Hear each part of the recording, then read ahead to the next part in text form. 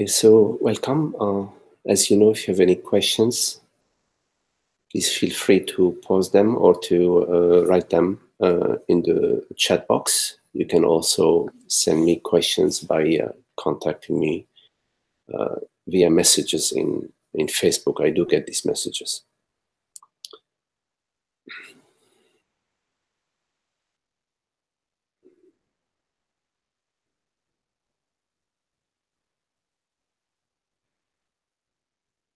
So in our meeting,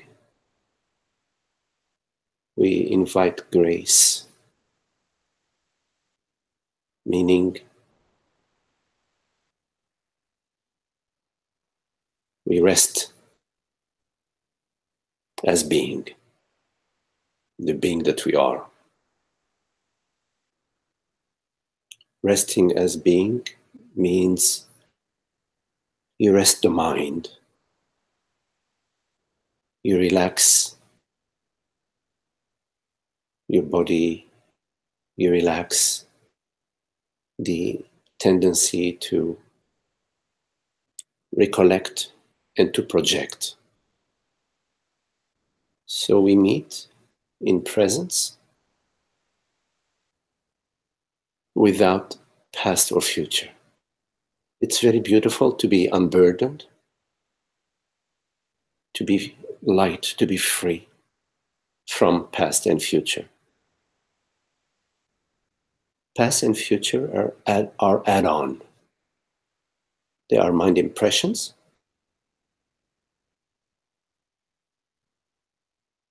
They arise onto the screen, the transparent screen of awareness. The transparent screen of awareness does not arise, it is. Arising occurs in time and space, meaning in thought. Thought refers to time, memory, and thinking about tomorrow, the impression of time. The impression of time, meaning thought, arises in that does not arise. It refers to that is beyond any reference.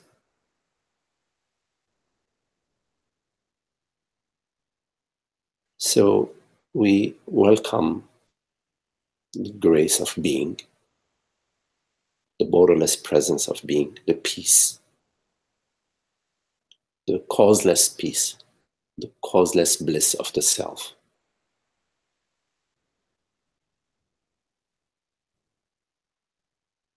And it's in this presence that we welcome our questions and we can contemplate from and as presence.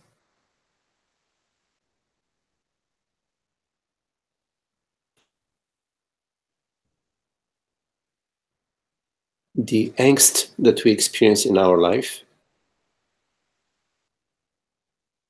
is an add-on. It's a habit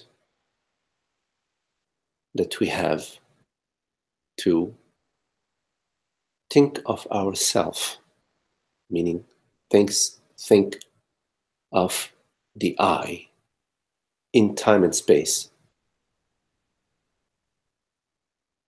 We objectify ourselves in thought and in sensation. And in this objectification, in this formulation,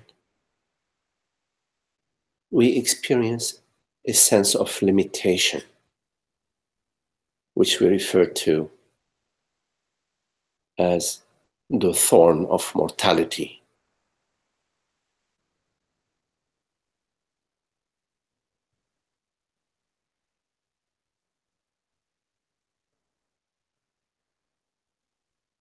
Presence is effortless. It does not require your thinking. It does not require anything from you. It is there in its wholeness, in its fullness, in its totality for you to celebrate, to recognize, to enjoy, to love.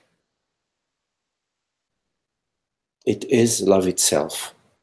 It is the source of love, the source of beauty. It is the true meaning of freedom. Because presence has no opposite. And whatever has no opposite is absolute.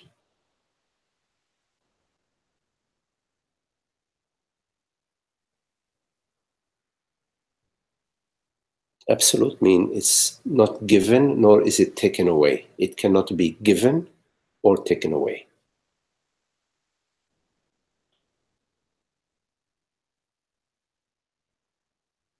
So ask yourself, what is it in my experience, in this very moment, that is neither given nor taken away?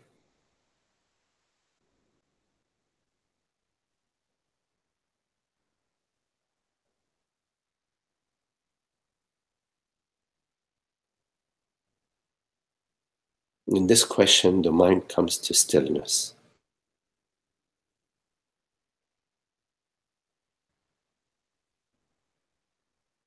And you may find that it is this stillness that is neither given nor taken away.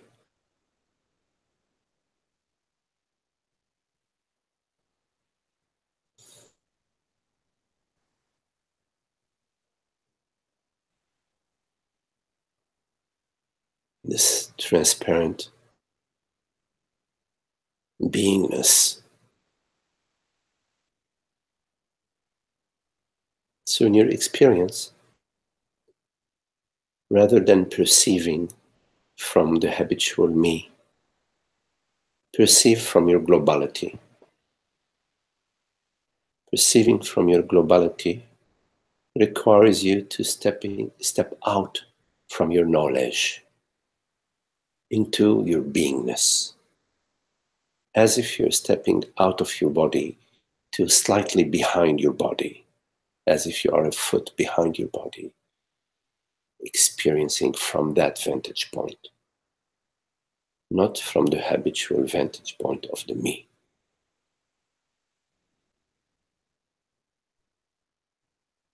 So your globality is a sort of absence. And this absence is the borderless presence.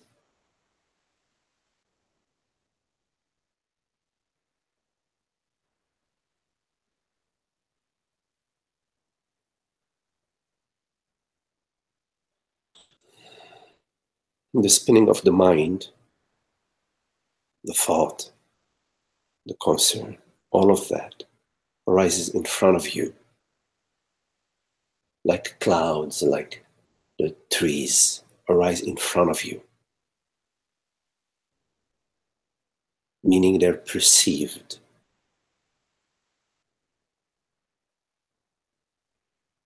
The me impression arises to you. You perceive the me impression, you perceive it as emotions, as feelings, as thoughts.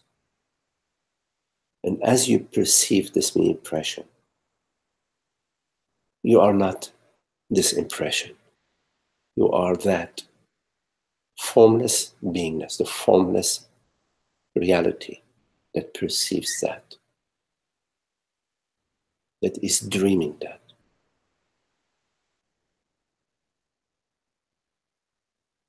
You need to comprehend that you are not anything that is perceived. You are nothing that appears. God's grace is infinite, invisible. And you are not the separate power from that grace. You are that grace. There is only one reality, one power, and it's the God's grace. What you are, given there is one reality, is this grace. Imagining yourself to be anything else separates you from this grace, diminishes you, reduces you, and makes you unhappy. Whatever you perceive is not you, and yet it is at zero distance of you. You, meaning consciousness, awareness, define what you perceive. But what you perceive does not define you.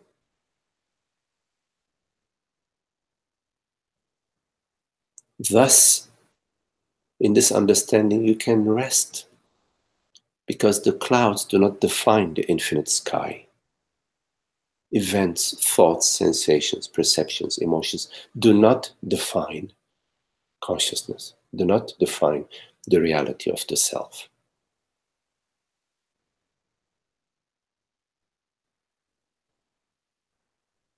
When you divide yourself from God, you create others, you create forms and objects. You objectify yourself as an imaginary separate self. And simultaneously, you create imaginary world and imaginary others. And this imaginary separation, you feel it in your being. And it's an unhappy feeling, so you want to bring an end to it. And you're looking, as we all are, for the peace, for the bliss, for the wholeness, believing that the separation is real,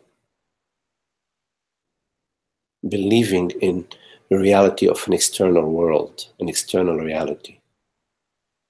We are seeking in the wrong direction. We are seeking in the world body-mind. We're seeking experiences, relationships, events, situations to fulfill that cannot be fulfilled by imaginary dream objects.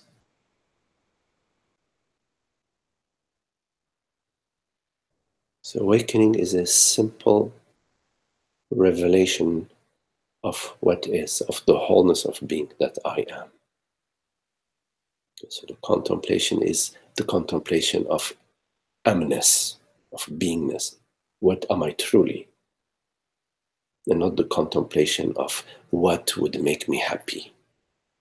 What experience, what event, what situation, how can I improve my life? How can I find happiness in relationship? How can I have happiness in a job, in the world? Contemplation is what is that is uncaused and unborn. What is that is absolute, that has no opposite, in my experience? And thus, you come unto beingness, that does not come and go, the formless self, that has no gender, no dimension, no beginning, no end, the unborn, the unmanifest.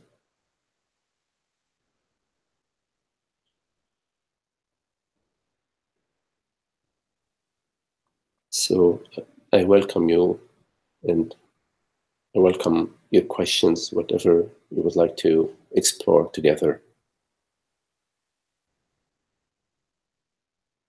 whatever questions you may have.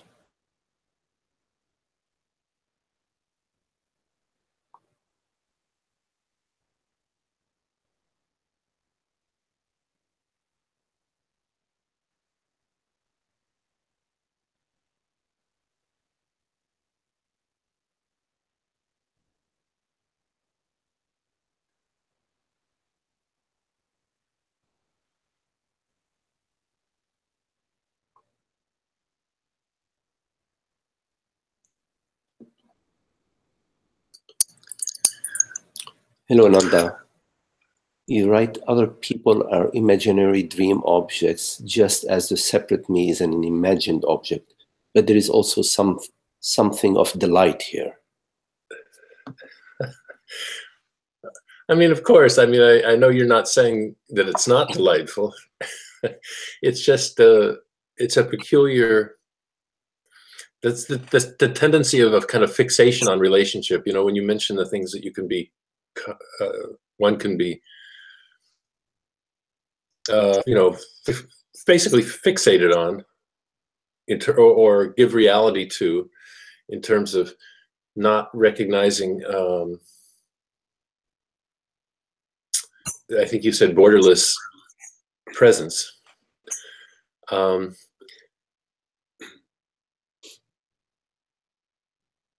Somehow it seems different than, for me, it seems different than when you mention, you know, food, you know, power, money, the beautiful interaction of people. But I suppose it could be pets too. You know, some people absolutely love their pet, their dog or their cat. I don't know. Well, some people delight in food, culinary experience, and some people in traveling, visiting beautiful vistas. But the point is that when we are experiencing delight, we are experiencing a quality that is non-phenomenal.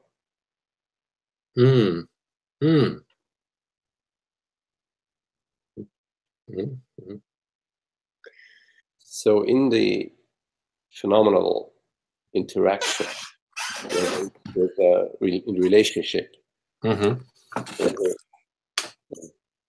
food or work, or exercising or drinking, the delight that we experience is non-phenomenal. And this delight that we experience, because it is understood that it is phenomenally produced, that it is the result of the relationship. You mean misunderstood? And it's understood, it's misunderstood, but there is an understanding, right? Misunderstanding that it is due to the relationship. Then our delight, this delightfulness, this delight that we're experiencing, is contingent, is dependent. Yes. On certain phenomenal factors. Right.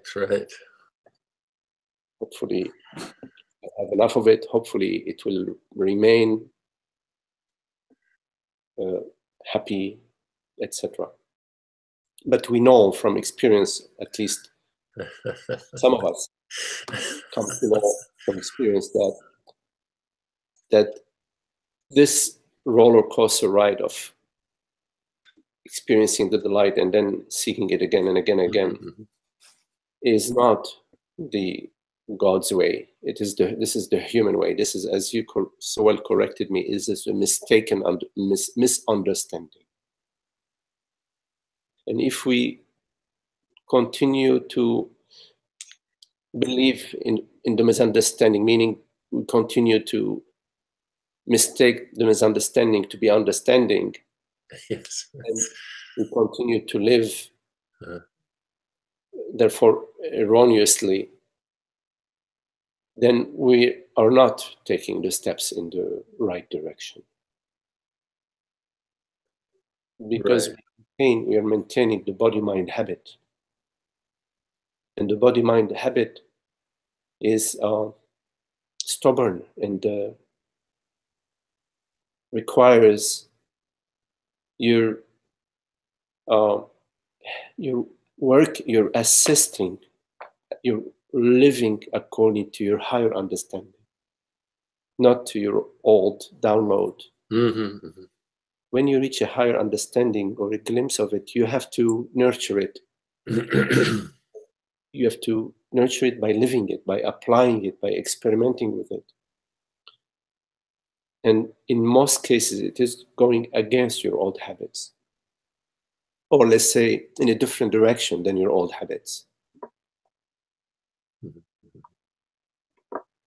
Yeah, interesting. So yes, there is the light, but the delight that is temporal, that is short-lived, is surrounded with unhappiness or non-delight, no delight, or less delight. Yeah, it's like an amalgamated with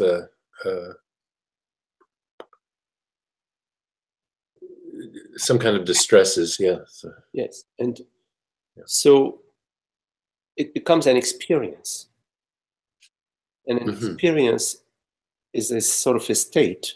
It has a beginning and an end, and it has a causality. It is contingent, and it is not God's grace. It is not the bliss of the self. It is not Sat-Chit-Ananda. It is a pleasant experience that lasts whatever it lasts. It's still an experience.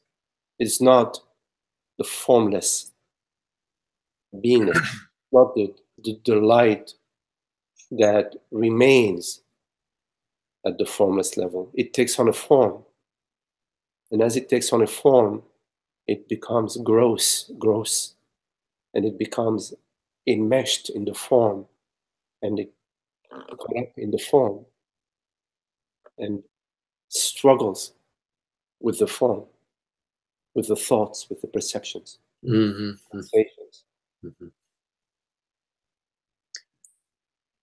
Yeah, this is it's really good. It's really good for it to be clear, that clarified, and so I appreciate that. Yes. So the inquiry and the investigation, the contemplation, is of the delight. That the delight, or the bliss, or the happiness, or the peace, or the freedom, or the stillness, that does not come and go. Because we can experience, for example, a certain stillness by, I don't know, maybe by chanting a certain mantra or so. Maybe after 400 or 500 chants, we can come to some sort of stillness, or we can dance bhajans. We can do some experiences that give us an experience of wholeness. It's a genuine experience of wholeness. But then, when that situation that produced this experience, which is a lovely experience, when that condition that produces experience stops, because we're not going to because of how life is, then we miss it, or we want it, and we need it, and we're experiencing the lack, the need. But it's not the dance, or the chant, or the sex, or the food that we are seeking. We are seeking the bliss of the self. Right.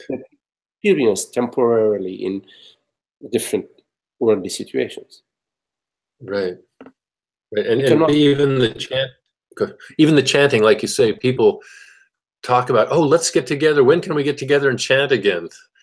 It's so blissful. It brings, as if it was just another object. Even I don't mean to vilify, chanting, or sexual relationship, enjoying intimacy, with your lover, or dancing, bhaj, I don't mean to vilify that. I get that. The point that I'm making is that you can celebrate that, but the spiritual inquiry, the heart of satsang, is the different direction.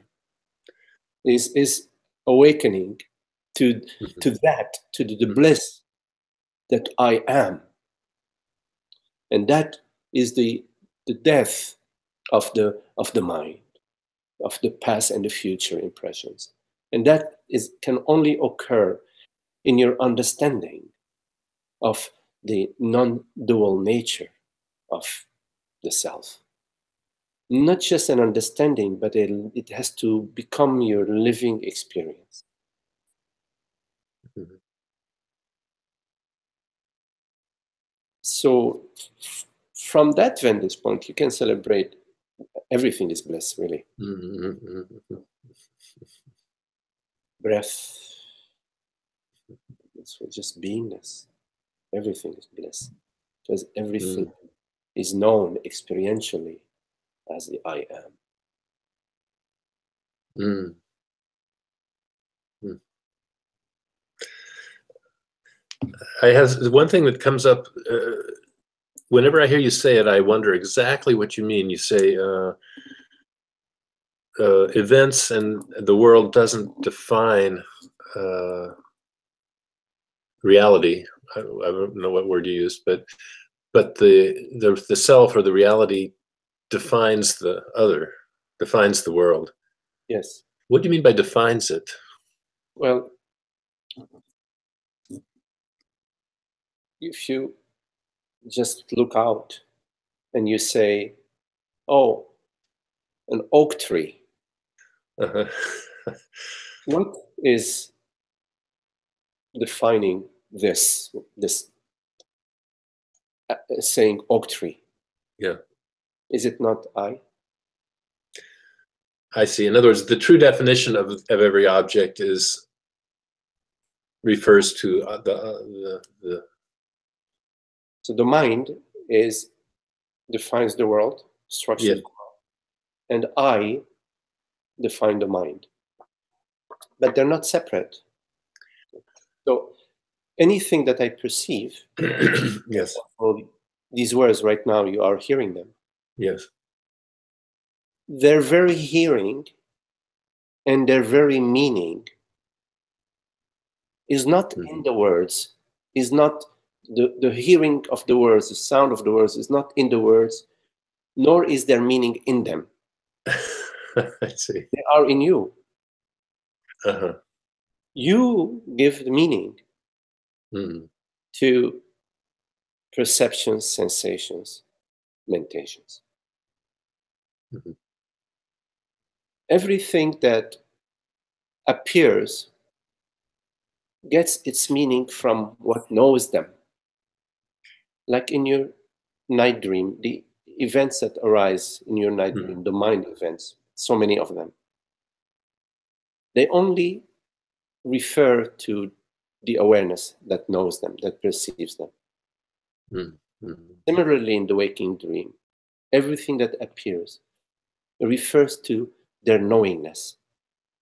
And their knowingness is the I am, the I. I meaning Sat. I am, Sat. Knowingness, awareness. Chit-Ananda, Sat-Chit-Ananda. So the I is knowing. There's not just I as presence. It is also a knowing presence, meaning an aware presence. So it is aware knowingness. Everything that is known refers to the knowingness because it does not know itself. It is only known as the knowingness. It has no knowingness outside of, no self-knowingness outside of the I knowingness. Right. So if we have to rely on perception and then analysis, some kind of interpretation of an object, and I like it or I don't like it, that's way removed from that. Well, there is pure knowingness. Pure knowingness is awareness. Awareness slash knowingness. Awareness is knowing. Awareness is beingness awareness. And then there is the mind, which is mentation and sensation and memories and likes and dislikes. For when you're speaking of likes and dislikes, now you have personalized awareness. You have actually taken the wholeness, the totality of awareness, and saying, okay, knowingness likes this and doesn't like that. You follow? Yeah. Yes, and knowingness, beingness, prefers the northern hemisphere, and it's sort of impartial about the southern hemisphere. Prefers this versus that. So you have sort of brought into knowingness personal chooser, or you have basically formulated knowingness as having preferences. In fact, knowingness prefers everything, because if it does not appear, meaning it's not known, it isn't an imaginary blue man on the moon. Maybe there are, but they're just known as imagination. So everything is known is already chosen by awareness. Awareness already said yes to it. I see. So awareness and its objects are not separate. Everything that appears in awareness is on an equal footing. I see. What is on unequal footing is when we separate ourselves from awareness. We say, oh, well, there is a separate reality, which is me, and you, and the Chinese, and God knows, there are separate realities, and people on other planets and so on. And we have separate knowingnesses. In other words, when we mistake the mind to be awareness, say, oh, it's the mind that is aware. So I am aware of this perception, so my mind is reality A. You're aware of a different perception, so your mind is reality B. When we make these distinctions, then we start getting into separate awarenesses, that we separate awareness into likes and dislikes. Right. In fact, all minds, they are fueled or energized by the same awareness. It's like there is a grid, and that grid energizes all the electric appliances and the electric light bulbs and throughout the whole country, right, or the whole city. So when you confuse mind with awareness, then you are giving credence to likes and dislikes, and you say, oh, well, God prefers people on Mars much more than people. I know. This makes me think of that thing that people. It's a common thing recently, is to say my truth. I've got to speak my truth, which means, it's like the toaster speaking its truth and saying, when you make the toast, I get too hot or something.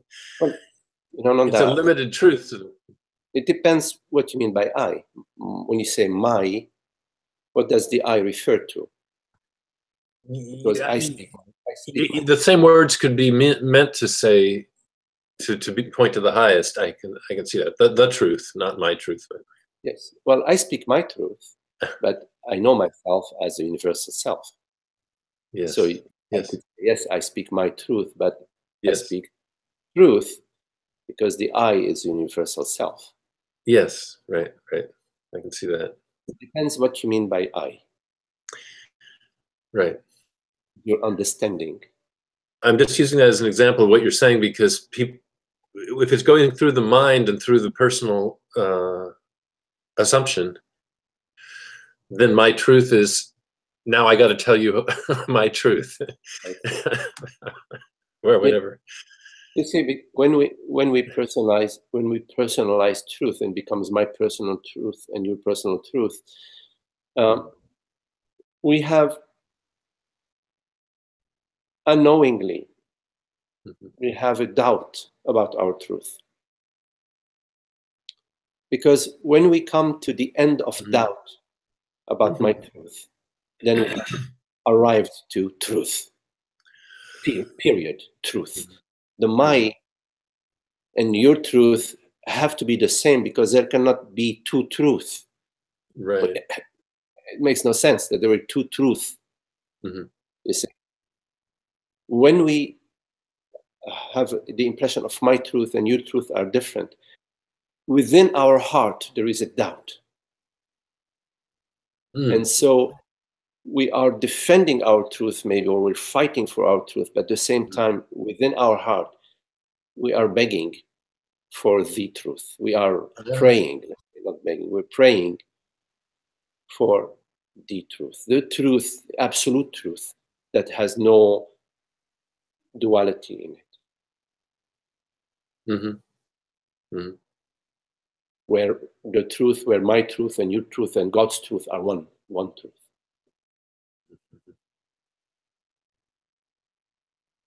Right. This is why it's really important to not to fool yourself and to arrive to your absolute certainty.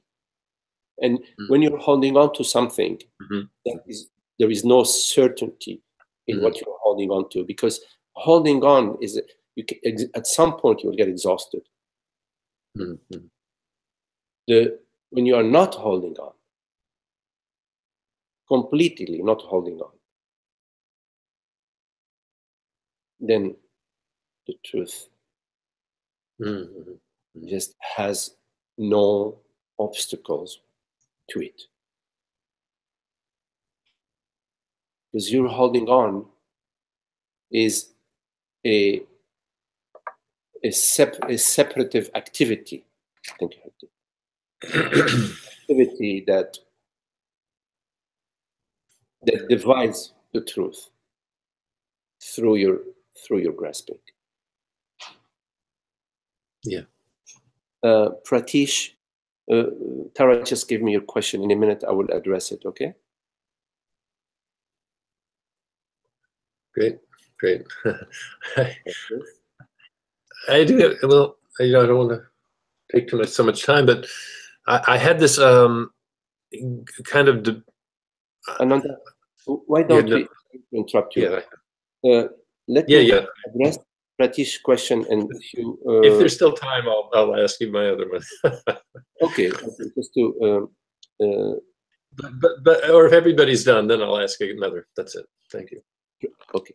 Pratish, you're right, because some people write questions when they are on YouTube, and so sometimes Tara can bring them to me. So that's what happened here. It seems like it is the me that is knowing anything or being aware. So is it the me that is knowing or being aware? Pratish, so look right now. You can look right now, not at what it seems, because you say it seems that it's the me that is aware. Just right now, in this moment, ask yourself,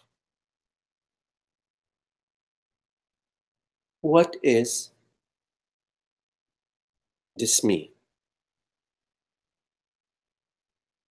that is aware? Go to this me that is aware.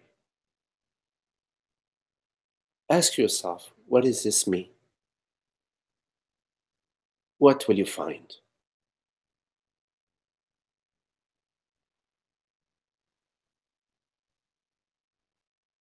When you ask yourself, what is this me that is aware? You will find thought and sensation. You will find thought or image or memory. Say, oh, that is me. You'll find a thought or an image. And you may find a sensation. Yeah. Sensation, me, it's a sensation. It's this. And I'm with you. I don't want to deny that. Yes, there is a me as thought and as sensation.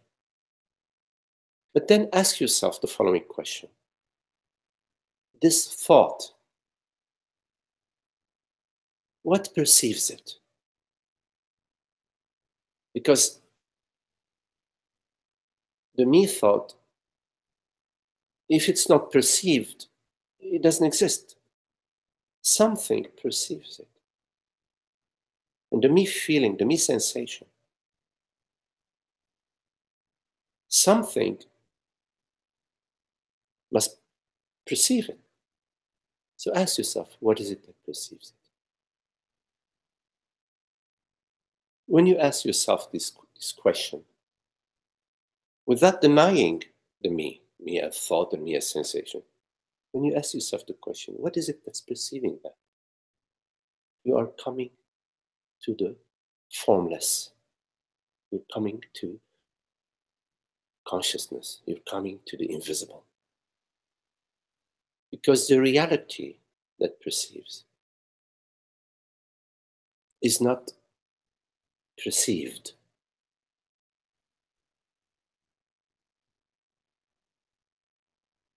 When you perceive a tree, it's the tree that is perceived, but you, the perceiver of the tree, are not perceived. Similarly, a tree is a perception.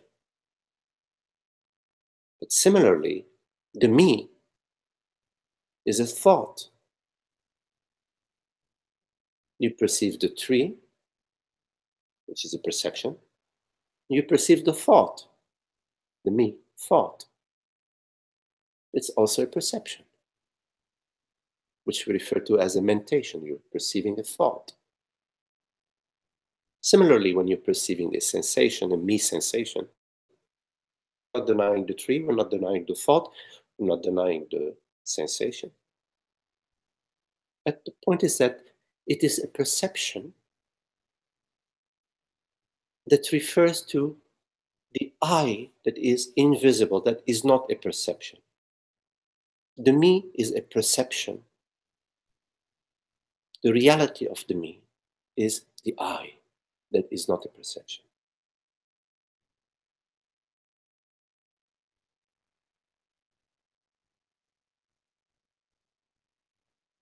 To experientially, or as an exercise, ask yourself, what am I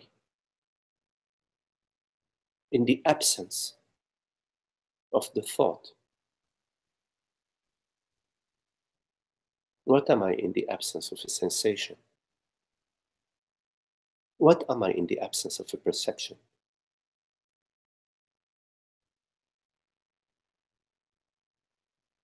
Now, in case, some people say that, but in case the thought comes, well, there's always thought, perception, and sensation. I would invite you to be open to the possibility that there is also the absence of thought, of perception, and of sensation.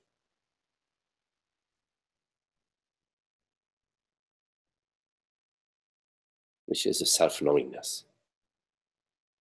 Between thought A and thought B, there is no thought. Between perception A and perception B, there is no perception. If perception A and perception B were connected, then we would not be referring to perception A and perception B. If thought A and thought B were connected, we would not be calling them thought A and thought B.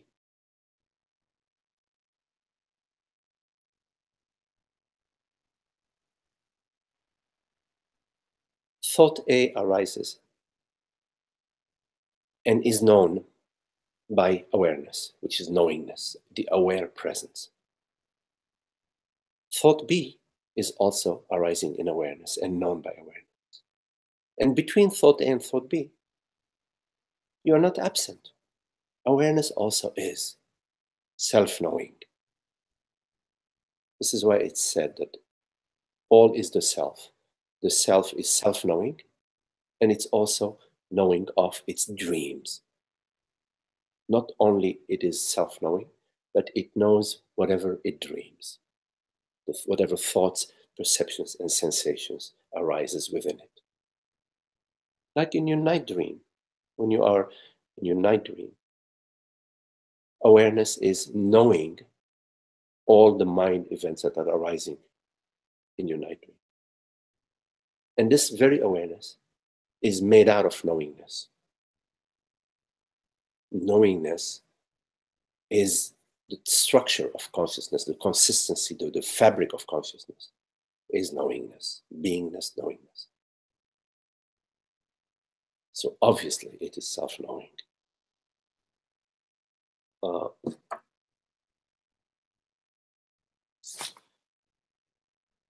So Pratish, contemplate what is it that knows the me, and remain open to the possibility that the reality that knows is not known. It is not a form, it is not a phenomenal, it's not an object. It is the reality of all what is known. The reality of the me is beyond the me and is referred to as I.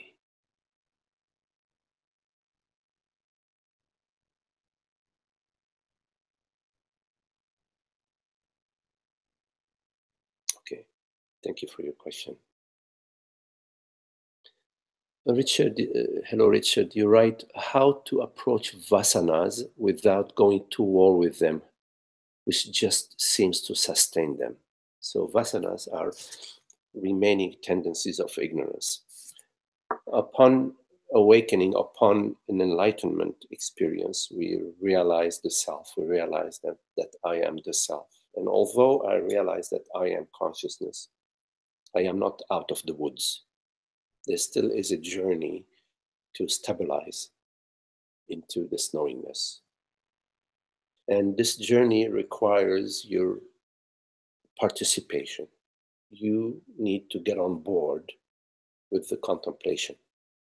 And if you don't, somebody has given you a big treasure that you have buried in the backyard and you've forgotten about it. And it's a pretty sad state of affairs. Somebody gives you a treasure, it is for you to celebrate it and live it and enjoy it. So your participation in the process of stabilization as the self is in your hands, and you need to participate with that process and to live according to your highest understanding. So the question, Richard, is how to approach vasanas without going to war with them, which just seem to sustain them. You need to understand, Richard, that vasanas arise, meaning vasanas, reactions, all the feelings and emotions arise to be released. They arise to vent, to dissolve. They arise in the openness. They arise to dissolve, to break out of your being, to release from your being. So don't perceive them as problems. Oh my God, I still have that problem. Oh, I'm still reacting. Why? I had an enlightenment experience, blah, blah, blah. I went to satsang. I am still reacting. No, don't look at it that way. Look at it as, look what a release is happening. There is this reaction that's happening, this emotion that is happening, this feeling that is happening. But what is important, Richard, is that You do that in your inner silence. You don't act it out. You experience the vasana, you experience the emotion, the thought, the sensation from your stillness. You remain as the stillness. When you act out the vasana, you start banging the table and swearing at the guy who cut you across in traffic. You're stirring up the pot. You are putting fuel to the fire, adding fuel to the fire. And also not to be judgmental, not to judge yourself as good or bad, not to judge the others as good or bad because of your vasana or because of their living in the worldly realm, in the mortal realm.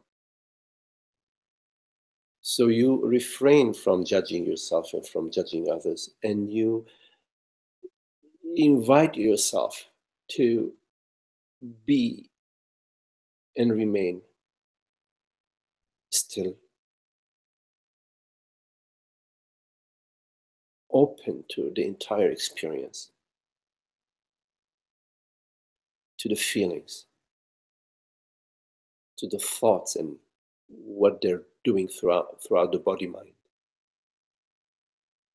You invite yourself to experience wholly, totally, completely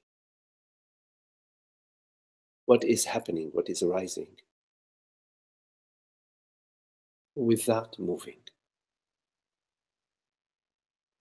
You will come in time to realize that there is no harm occurring to you, that you are this stillness, you are this presence. You be experiencing that peace while the world body mind may be active and seemingly turbulent. You will still be experiencing that peace. Now, the peace of the self does not mean a happy body or a happy mind.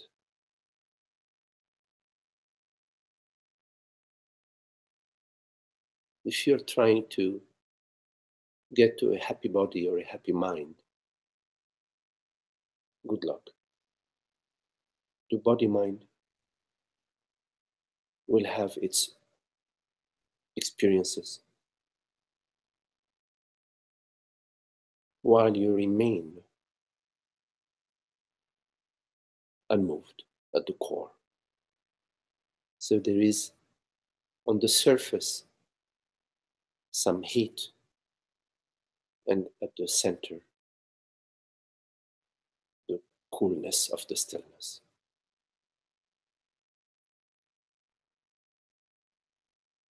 We spend too much time, if not all our time, trying to improve our life and our mind. And so what happens is that we bring into the core of our being the heat and the fire, the concerns, the judgments, the worries. And then our whole experience at the core and at the surface is hot, too hot. So a little heat at the surface is okay, coolness at the core.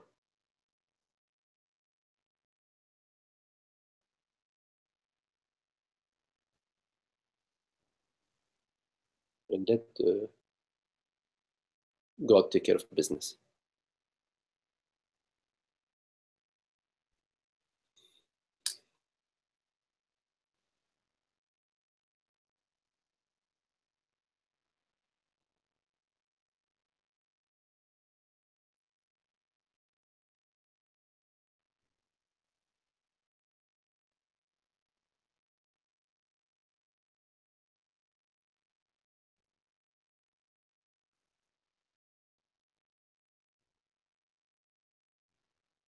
Also, whatever happens in your life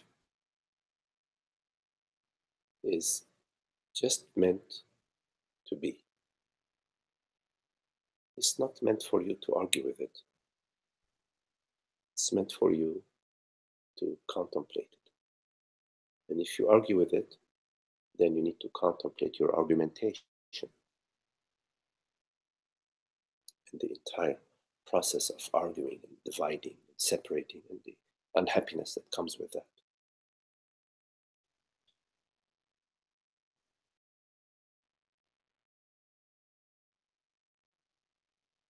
And of course, you contemplate the contemplator. What am I truly? Am I a me that is appearing in time and space? Or am I that knowingness that does not appear or disappear, that is not in the realm of appearances and disappearances?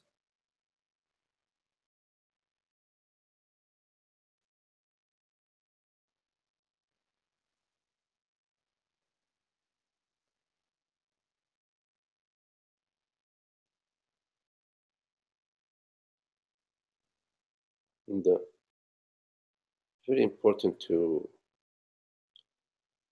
not to have images about ourselves as enlightened or not enlightened, or whatever images we have of ourselves. All images we have ourselves about ourselves are not what we are. They appear and disappear. To mistake yourself to be an image and to feel that you are such and such and such a person, failing or succeeding or whatever, all of that is dream stuff. It does not touch you or concern you. So whenever you inadvertently have thought of yourself, recognize the falsehood of this direction and the emptiness, complete emptiness of thought.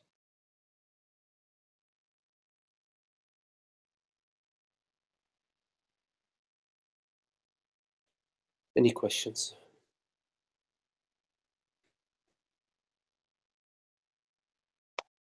Magni? Yes.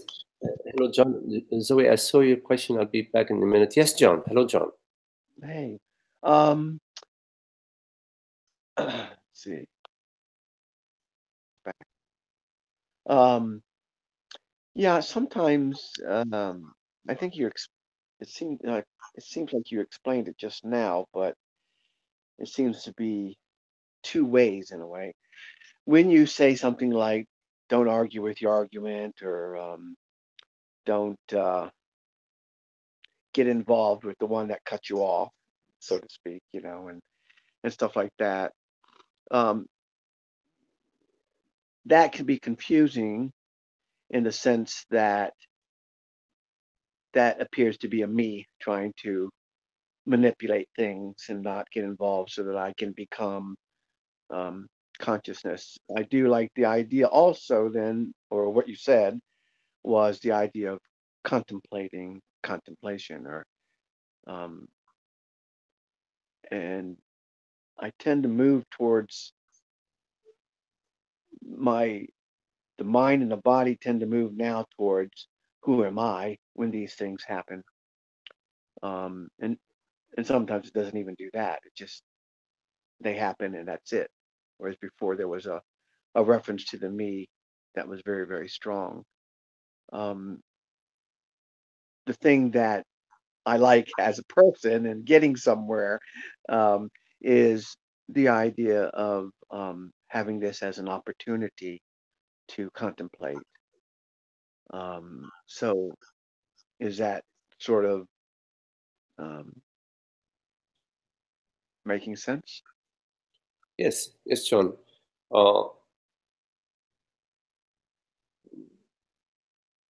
Whatever works for you.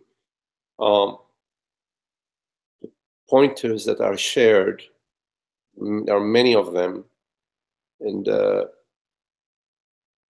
whatever arises for you as appropriate is and what resonates for you is what I would recommend. But it has to arise in that moment, not a preconceived approach. Now, when somebody cuts you off in traffic, and there are these thoughts and feelings that arise, and you want to, swear at them and so on. And the pointer is notice this tendency and remain still. The thought may arise, well, okay, this is me doing that. But that thought that arises that says this is me doing that in order to improve myself, that thought, just because it arose, does not mean that that's true. Yes, the thought may arise, oh, well, I'm just doing it for myself. I'm trying to improve myself. But the fact that that thought arose is not a truth that is being spoken. It is, one could even say that that is the cheater that is cheating. That is the lie that is arising. In fact,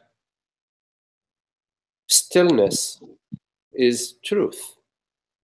Beingness means stillness, means wholeness. Because if everything is included in beingness, then there is no movement, because movement is A and B moving in relation to each other. The train is leaving the station. The train is no longer at the station. That is in the relative realm. But if consciousness, awareness is the one reality, and if there is only one reality, then all is that, and there isn't A impacting onto B. There isn't a separate A from a separate B. So the very nature of consciousness is stillness. So when the pointer arises to be still, it's just a pointer that is basically saying, you are the stillness. It's really about doing nothing. The doing is what is false. It is not the non-doing that is false. So when you are doing non-doing, and the thought arises, oh, gee, I am doing non-doing, that is nonsense. Because you cannot do non-doing. You cannot do stillness. You are the stillness. How can you do stillness? It's an oxymoron. So in the teaching, the pointers are not just the words. The words are pointing to something that is beyond the words. And you get the understanding, and you think the understanding is a mental understanding. The mental understanding is just a tool that dissolves in your understanding. The thoughts and the words and the language reach beyond the words and the language. So it's just coming back to your comment about feeling that it is me trying to improve myself, is still the me arising. If that is what is arising, ask yourself, John, what is this me in that moment? What the point that I'm saying is, just because the thought that it's me who is trying to be still, just the fact that this thought is arising does not mean that you need to let go of this practice, let go of this sadhana. No, continue with the sadhana of stillness. But when the thought arises, it is me who's doing that for my own self-interest, my own personal interest. Ask yourself at that moment, what is this me? What is that? What is happening? What is this me? How real is that? Or is that just an old download? Having said that, John, if you do find that the question, what am I, is what resonates for you, what seems to really resonate for you, go ahead with that. But I would also ask myself, what is it that is asking this question? Because at the core of this question, what am I? What is it that is posing this question?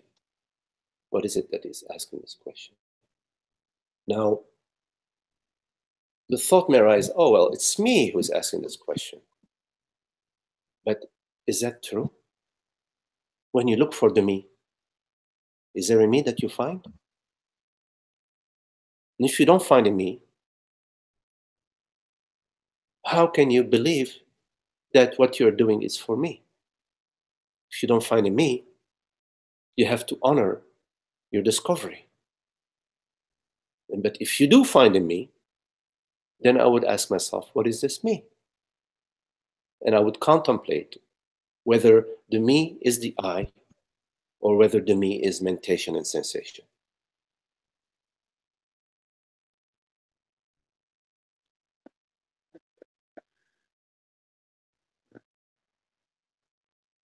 Is that clear? Yeah, it's very clear. I think that's what's going on. Not quite in the when you talked about asking the question, who is the me that's asking this, and who is the me that I'm referring to or referencing in order to get somewhere to say to improve or something like that. That sort of gets even dropped now because it something like that which occurs. This is not all the time. Both occur. Both occur once there's that reference of me, and I think your questioning of that can help to dissolve this of a me. And on the other hand, this recognition that a agitation happens, you know, and that it appears in I, that the I is, in a sense, it is the larger, even though that representation or that agitation is in it, say the ocean and the wave. But that is known now more so. It's just not even thought about. And so it's just the I is there. And so therefore, in some sense, there's a doing that takes place that isn't affected by the agitation. In a sense, it's done from kindness. Yes, because there's only one real doer. Yeah. One real reality. One reality, and usually don't talk of it as a doer. But if we're talking about a doing, there's only one doer and one deed, and all of it is consciousness. Yeah. And yes, the movements of the wave do not move the ocean. The ocean is the wholeness. So there can be some movements, on the surface, but knowing yourself as that unmoved presence, as this stabilizes, then the movements at the surface do not matter, and in fact, in time they become old memories, past events. They dissolve. Yeah. Okay, thank you, Magdi. Well, thank you for your question, John. Let's see. I'm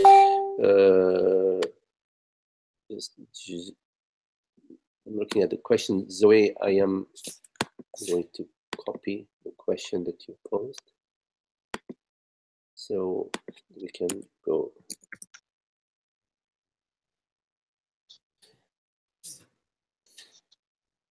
So Zoe, you're right. Okay, so Zoe, you're right. Living from our highest understanding doesn't mean speaking from our highest understanding, or at least speaking the way we do here in satsang necessarily.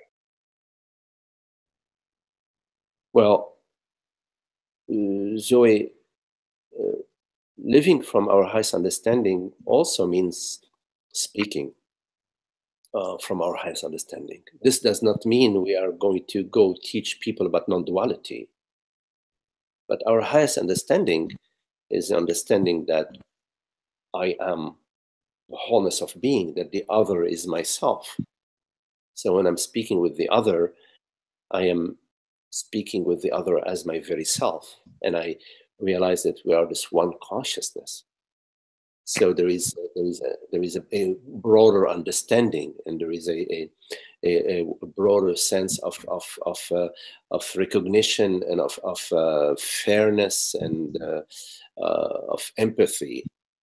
So yes, it does mean speaking from your highest understanding, but okay, Zoe, so you're right. Okay, that is good. Then you're right, because not everyone is aware of who they really are, but living silently, this highest understanding. Yes, yes, right, Zoe. So you can sense at that very moment, in the moment of presence, you know, with others in relationship, at work, in the market, whatever, how you are at this very moment. At that, you can't pre-program yourself to be in a certain way. Oh, I'm going to be this blissful, blissed out, you know, person, this non-dual, you know, person with everybody. That's not. That is just mentation. In that very moment, you're interacting, and if a certain reaction arises from living from your highest understanding, you don't act it out. If there is a reaction arises, you notice it, and if it does act itself out, then you're not judging. You're not judging yourself. That's, yeah, I'm right and she's wrong, or I'm right and he's wrong, and or, oh, how bad was I to be this way? I should not be acting this way, and I should not have acted this way. All of that is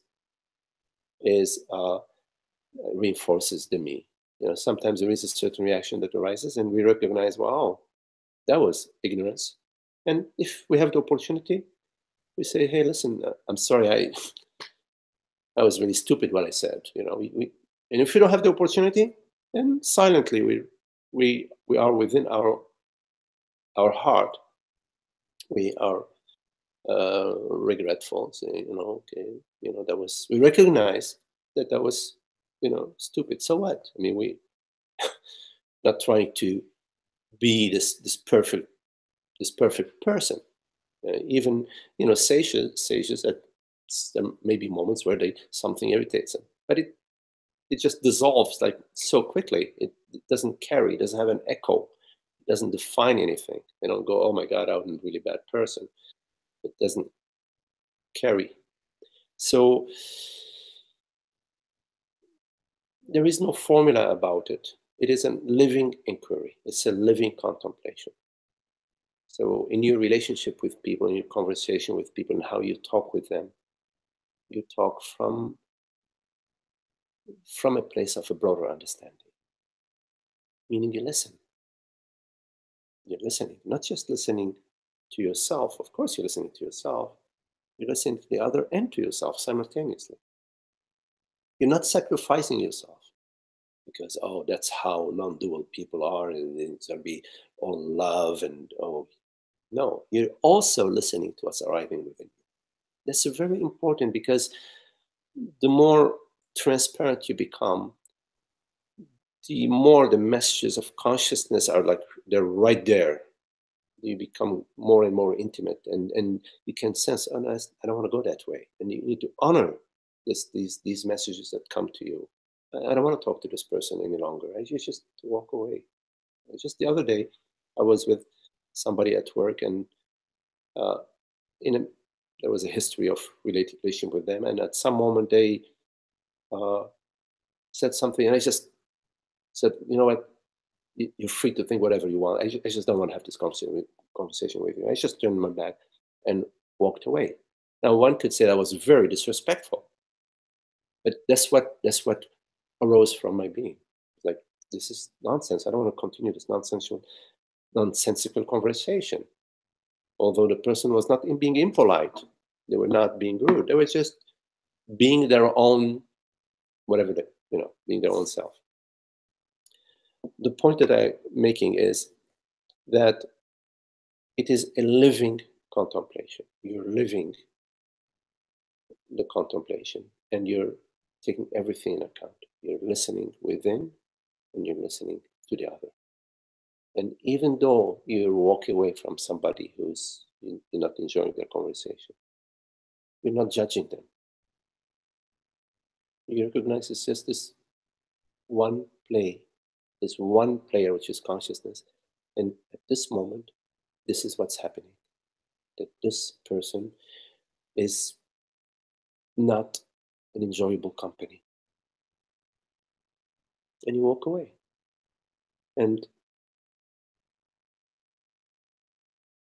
there may be other situations where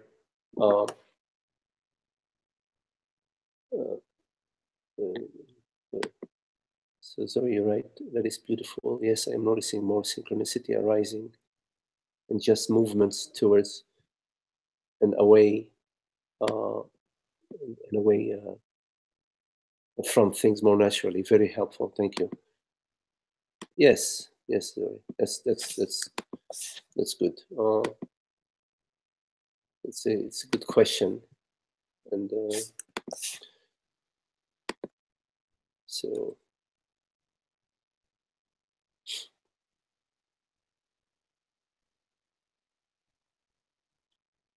Yeah.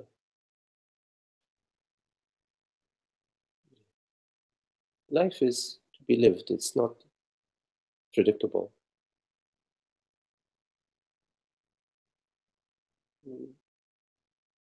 Maybe on the surface there may be some ripples here and there, but overall it's about happiness, about peace and happiness. But not about pursuing and seeking and judging and avoiding. And it's about the recognition that I am this wholeness, I am this transparency, I am I, the universal I, not I, Magdi, or I, Zoe, or I, this person or that person. That I refers to universal being. There's no separation. I am all of that, everything, all is I. There's no separate reality outside of being.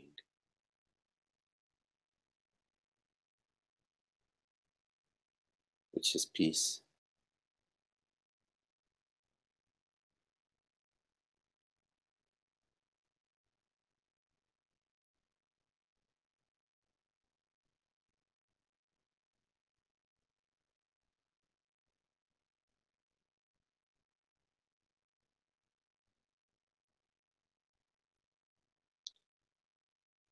Okay, well, thank you very much for your lovely company and for your love for truth. And we'll see you next week. Yes. Namaste, all of you. Namaste.